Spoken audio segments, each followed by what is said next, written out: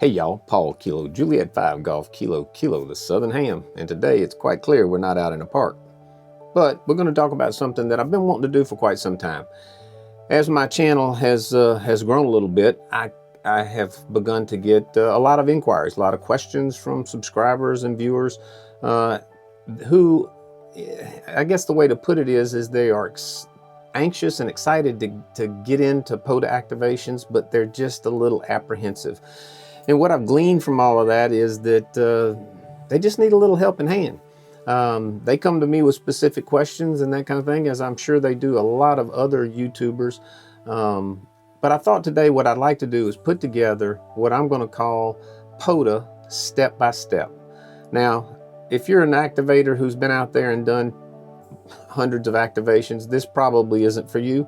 But if you're new to the hobby, if you're new to outdoor portable operations, if you're new to POTA or other portable operation programs, this might be helpful. So why don't y'all come along?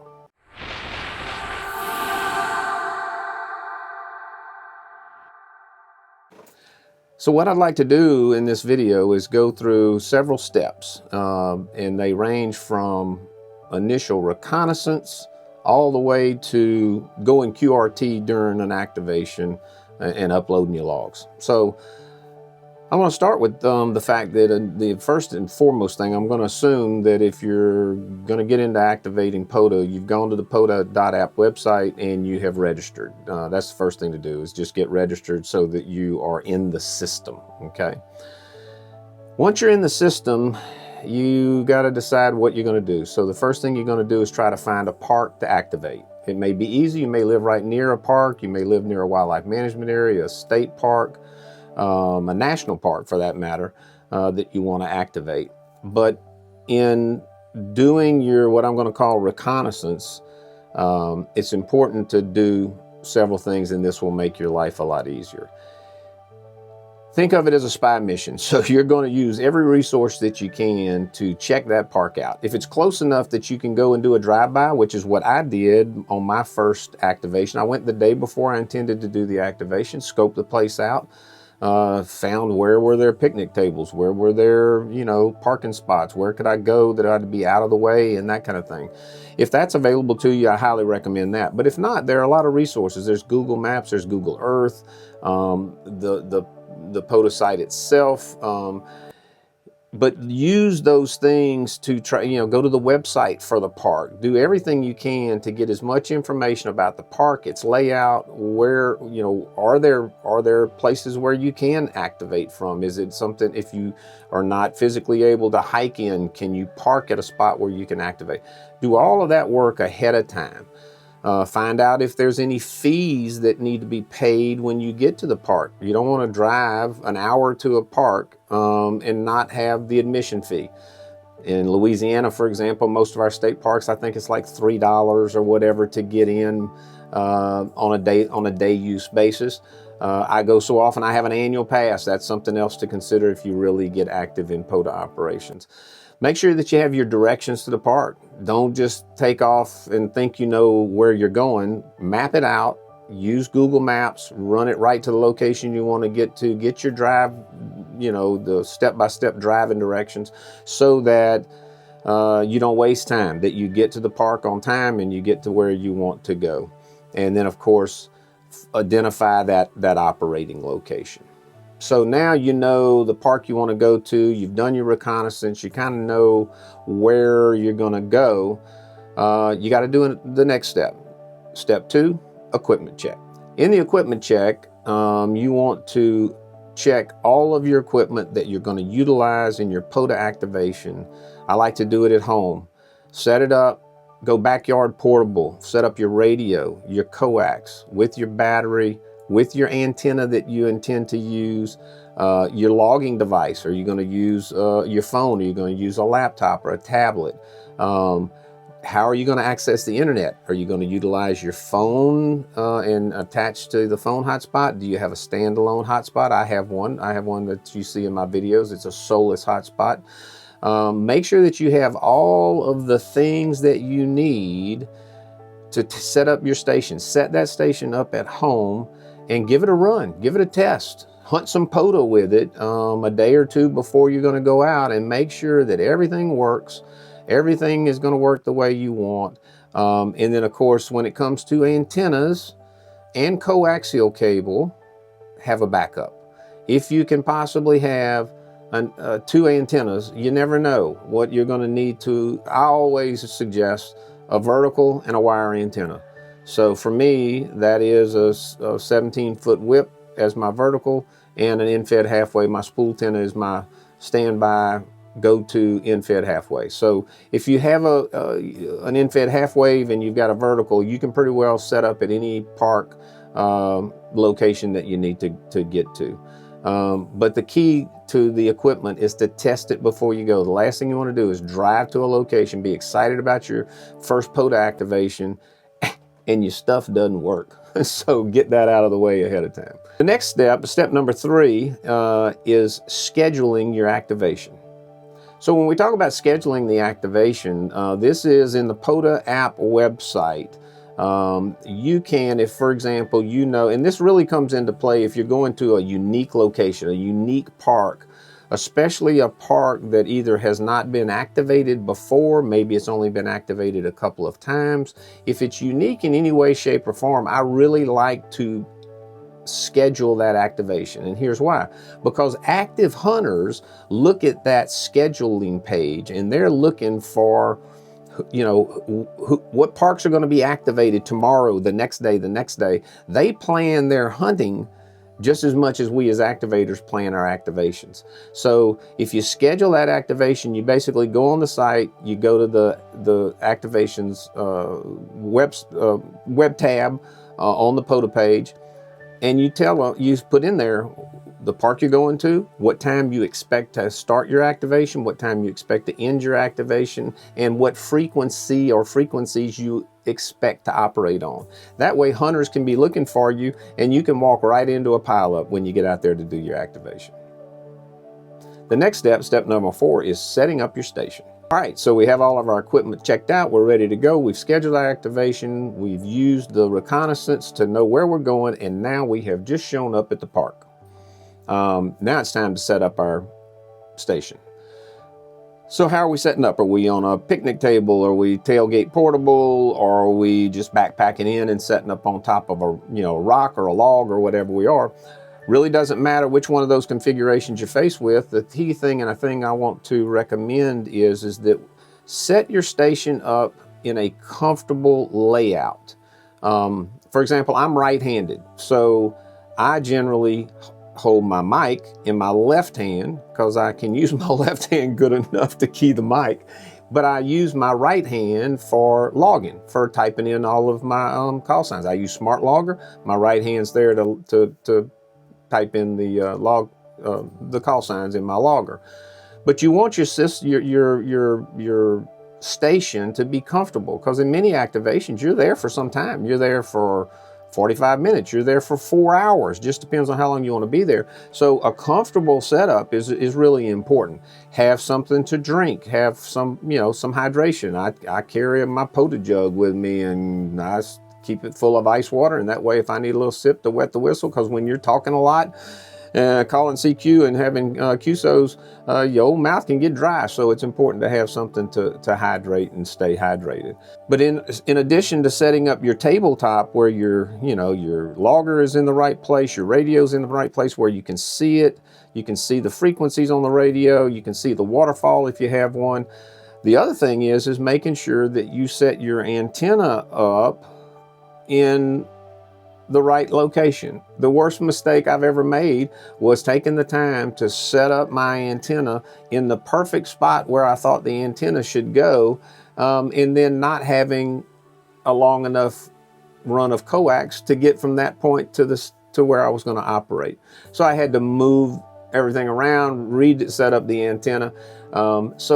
So think that out as you're setting up your station, is where's my antenna going to go? If I'm using my wire antenna, how close to the picnic table or to the tailgate or to the log that I'm operating from can I get that feed point so that my coax will reach? So you want to think through all of these things when you're setting up your station. So set that station up so where it's comfortable, your antenna is in proximity to where you can get your run of coax to your operating position, of course, and then you're ready to go.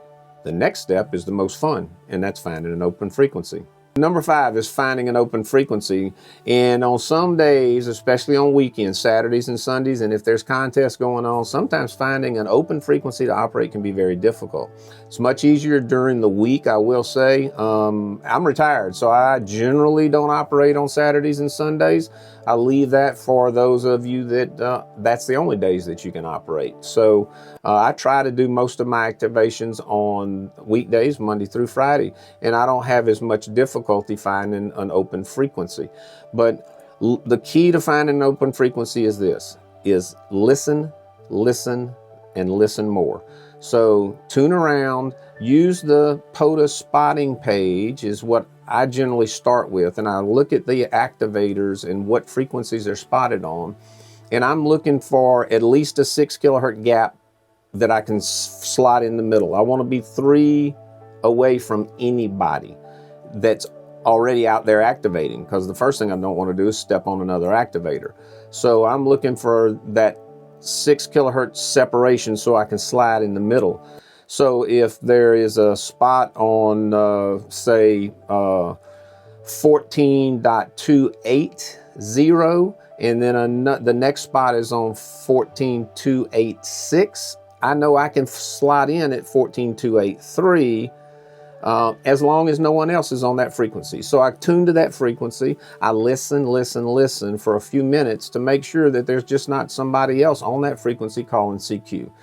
Once I have listened for a few minutes, I will then ask, is this frequency in use? Is this frequency in use? Kilo, Juliet 5, Golf, Kilo, Kilo, is this frequency in use? And I will do that a couple of times over a period of 4 to 5 minutes to make sure that I'm not setting up on a frequency that somebody is already utilizing for their own radio activities. So once you have determined that you have found your spot, so let's say in the scenario I just gave, we're going to operate on 14.283. Then the next thing to do is to spot up. Step number 6 is the spotting page. So on the spotting page in the top right, there is a little kind of orange tab that says add a spot. So that's for you. So now that we know we want to operate on 14.283, we're going to click on add a spot.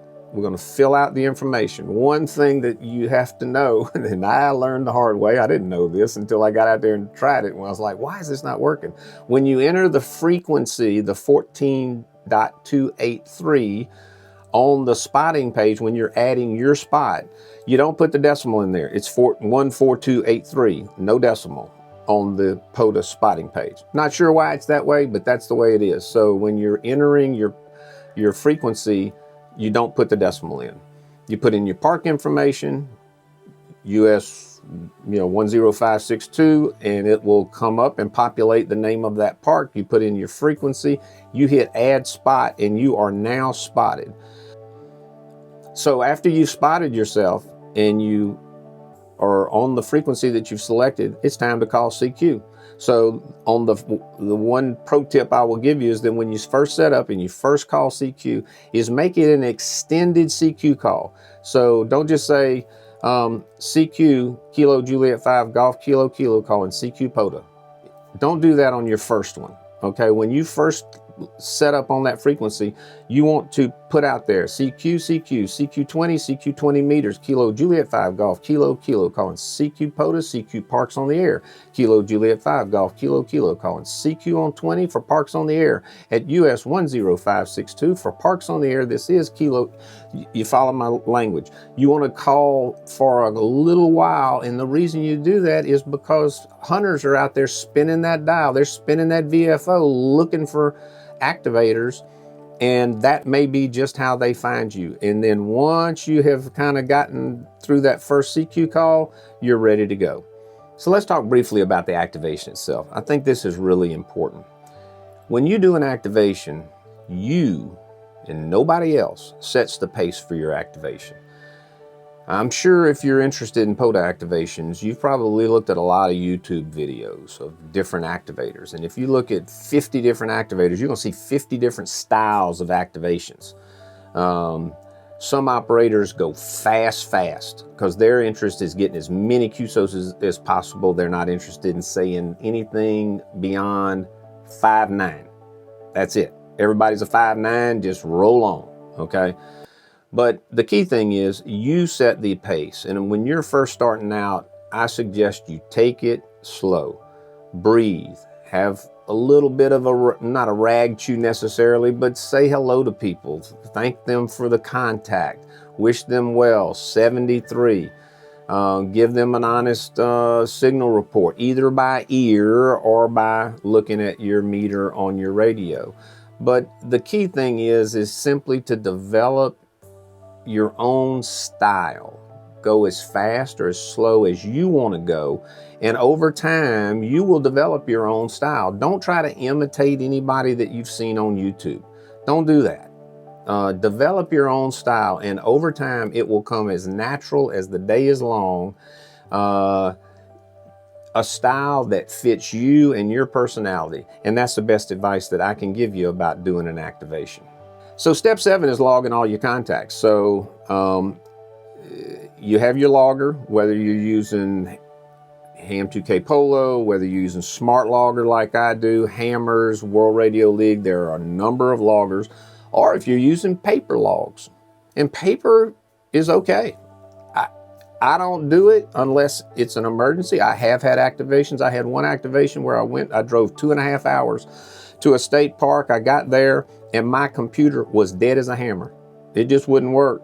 And so I pulled out the paper tablet and logged paper QSOs all day long. The negative side of paper is that A, you can lose them. B, they can get damaged. You can spill something on them and mess up all the call signs. The other negative is that it's double work. You're out in the park, you're logging all this stuff. Then when you get back to the QTH, you have to go through and enter all of those QSOs into a logging platform anyway, so that they can be uploaded in ADIF to the POTA.app website. So I'm all for electronic logging. There's too many good loggers out there. They are very handy and have such neat features. That's a whole different subject, but I'm all about electronic logs. But when logging QSOs during your POTA activation, I highly encourage you, get them right. Get them right. I always have looked at my activations as I'm doing a service for the hunters. I am at that park. Yeah, I'm out there to get an activation done. I'm out there to get my 10 QSOs so that I can say I activated park XYZ. Or I'm in some activators' minds, they're out there to get 300 QSOs. Everybody does it their own way. But I always look at it as this. There are hundreds and hundreds, if not thousands, of hunters out there who are, in some cases, looking for that park, my state, my grid square, whatever it might be. They are looking for me, and it is important that I get their call sign right so that when I upload that log, that I am doing it accurately, that log information, that call sign is noted accurately in the log that I upload, not only to POTA.app, but also to Logbook of the World, to QRZ, etc. So make sure that you get your contacts right. You'll notice if you watch any of my activation videos, you'll see that if I get a call sign, November 4 Bravo Delta Whiskey, I'll say, hey, Brent in Kentucky, QSL. Like, I'll make sure that I have identified that contact with that operator to make sure that I've got it right. Because sometimes, it takes active listening to hear these call signs correctly and get them entered in the log right. So I'll make sure as best I can to get that call sign right so that I'm giving that hunter his due or her due by getting into my log correctly. Now, one of the things that's come up recently is about, there's a lot of confusion about what the exchange is in Parks on the Air. The only exchange in Parks on the Air is call signs. You don't have to provide or get any more information. I want to get that operator's call sign, and once I have confirmed that call sign, that's a legitimate contact. If it's a park to park, I don't need to know his park number or her park number. The POTA software, once you upload that log, I had this happen the other day. I had a park to park with a station in the Dominican Republic, and I could hear his call sign clearly, but when he was trying to give me his park number, which was I think DO dash whatever the number was, we just couldn't I just couldn't hear it. It was just that simple. But I told him finally, don't worry about it. It doesn't matter. The software will match it up. Well, sure enough, I upload my logs. He uploads his logs. The next morning I check. There it is, park to park, Dominican Park. Because the POTA software matches that up, so you don't have to worry about it. Signal reports is a whole nother thing. A lot of hunters like to know their signal reports, so I always give a signal report to the hunters, but I will tell you this little secret: the Southern Ham has never once logged a signal report that I was given. I don't care. I don't care. In my mind, every contact is a legitimate contact. So if I'm 5'1" to Montana versus 5'9" to Montana, I don't really care. I made the contact, and that's good enough for me. I'm operating portable, so if my portable operation, my little 100-watt rig or 20-watt rig or whatever you're running, and my antenna setup is good enough to get to Montana, I'm good with that. So I don't worry about signal reports. Don't matter to me, okay? So anyway, so now at this point, you're going along. You need 10 contacts to get the park activated. I always talk about 11, and the 11 is the insurance contact, because you never know when you're going to have a call sign that maybe you logged incorrectly, or something goes sideways in the POTA app software, and they only give you credit for 9 of the 10. Maybe there's a dupe and you didn't notice that you had a dupe. So I always get 11. I call it the insurance contact. I highly recommend that you do that. Once you got that, your activation's complete. You can sit there and play all you want. At that point, it's easy. You can rest easy. You can have a good time, because now you know the activation is complete. So stay and get you 50 contacts. Stay and get you 500 if you can. Have as many as you want. But at some point, you got to go to step number 9, and that's going QRT. So going QRT is simple. When you get done, when it's time to go, you got to leave, you got to get back to the QTH, the YL's calling, whatever it might be. You got to end the activation at some point. So when you're ready to end the activation, all you have to do is say, Kilo Juliet 5 Golf Kilo Kilo, I've got to go QRT. I appreciate all the hunters out there. Thank y'all so much for the great activation. 14.283 is now available for use. I'm QRT. That means your activation is over and you're done. You turn the radio off, and the next step is to go to that spotting page at POTA.app where your spot is, and put in the comments QRT. I always put, or try to put, QRT, and I'll put a message like, thank you hunters, I appreciate all of you, whatever, and then hit respot, and now you are QRT on the website. Your spot then will go away, and everybody will know that you're not out there, and you're not, confusing people looking for you, thinking that you're still out there operating. Step number 9, when you're done, leave no trace.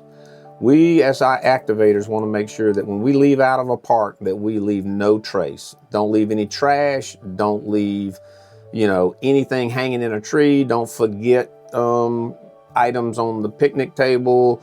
Simply leave the park in the pristine beauty that it was when you got there to do your activation. So leave no trace. It's a simple rule. So step number 10 is upload logs. So once you get back to the QTH, you could do it from the park if you wanted to, but I think most people wait until the end of the day when they get back to the QTH. You simply upload your logs.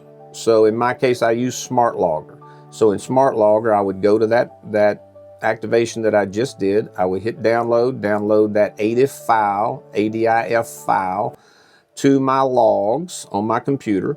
And then I would go to the POTA.app website and go to My Log Uploads, which is on the right-hand side drop down, My Log Uploads. And you click there, you go up there, you put in the log, and you upload your logs to the POTA.app website.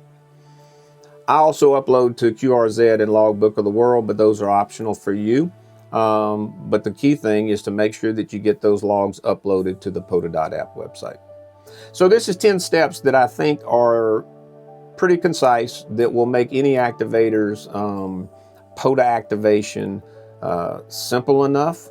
So just in a quick review, do your reconnaissance, check your equipment, schedule that activation ahead of time, set up your station when you get there, make sure it's good and comfortable and your antenna is in a good location, find your open frequency, get spotted on the spotting page, carefully log all your contacts as you're doing your activation, and then when you're done, go QRT, leave no trace at the park, and when you get home, upload those logs.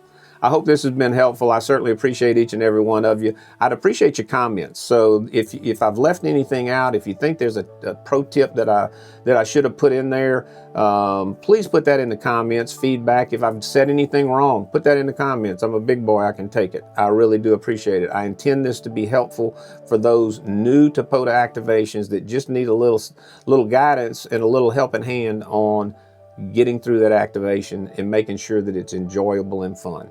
And I think that's the final thing I'd like to say. Make it fun. Make it yours. You set the pace. You do that activation in a pace that is comfortable for you so that you're having fun.